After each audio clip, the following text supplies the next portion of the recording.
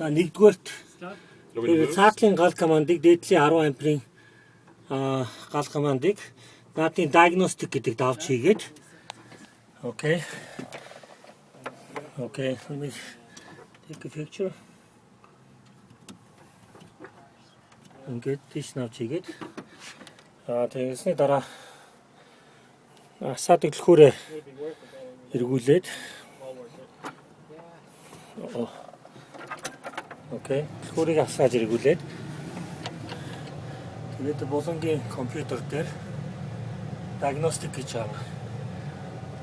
Тэрний дараад нь дохоогоо урагш нэгдүүлэхэд тэгэхээр diagnostic нь all гэсэн төрөл дээр очино. Тэгэхээр дохоогоо дахиад дээш нь дараад тэгэхээр код уншина.